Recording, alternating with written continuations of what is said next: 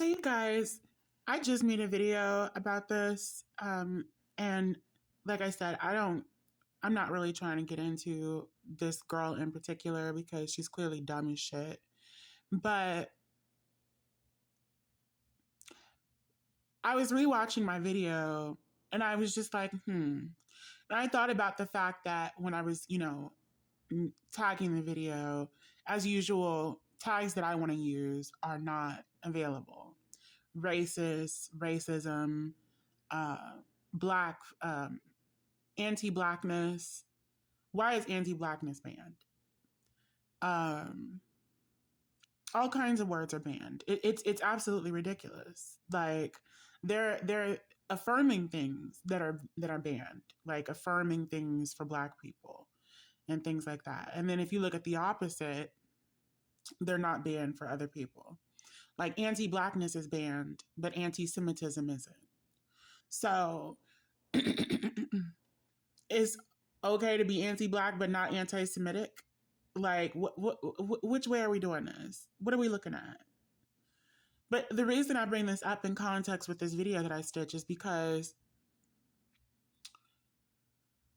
why is this song on TikTok? Why is this allowed through TikTok? I know that this was originally, I think, created through Boondocks for Uncle Ruckus and some other racists and things like that who are actually racist and not just coons. But like, why is this available? Like, he's literally this artist or whoever the hell he is literally singing like every single racist name in the book for Black people. But we can't say this video might get taken down because I said Kunishan a second ago and didn't add the Ishan. Like, we can't say Kunishan. We can't say, like, we literally have to, I love T.S. Madison. She's amazing. She's a transgender Black woman who, brought herself from, the bottom up. Like the old fashioned way and new fashioned ways and newfangled ways that she invented as she came up. Like the woman is an amazing success story, but an independent success story, rags to riches. Like she did it all on her own, not all on her own, obviously, but like, you know what I mean? Like she didn't rely on anybody to do what she needed to do. She did it for herself. But she was talking about how, basically the gay community's language has been dissected and people will look into things that people say in the queer community and trans spaces and gay spaces and lesbian spaces but mostly in gay and trans spaces, and they'll take those, especially Black spaces, and they'll take those words and get offended by them. So she can't say fish. She doesn't say fish anymore because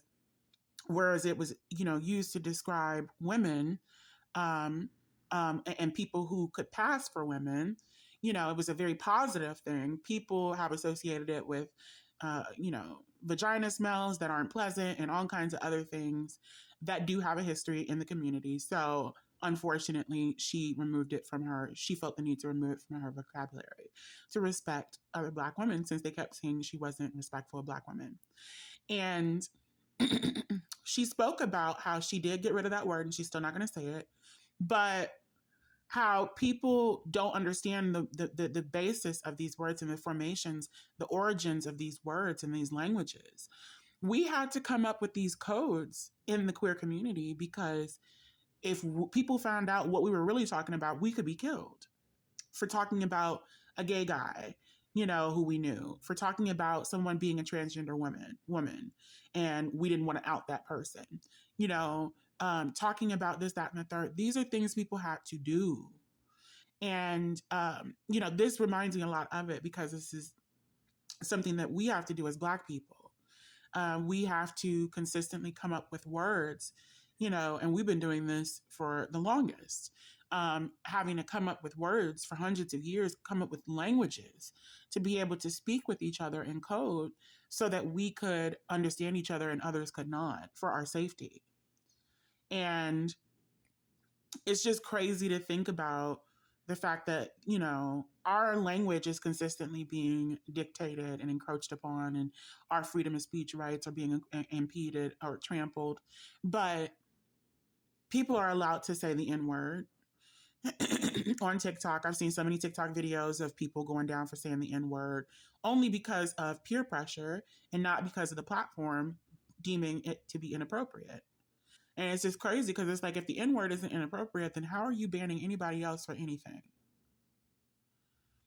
And then if the N word is inappropriate and none of those words that are said in this song are inappropriate, then what is inappropriate? What should ever be banned on through TikTok? Or is it just that we're not understanding that we don't matter as Black people? Is that what we don't understand but really do understand? It just really upsets me to think about that, because it's just like the fact that I'm even able to stitch a video where within which audio is being used that is a song form of hate speech against Black people, that is using some of the most derogatory language, the most derogatory language out there for my race of people. And I have to put up with that. And there are stitches and TikToks and duets of this all over the interweb. And we have to be okay with that during Black History Month. But we can't call each other Coonetians.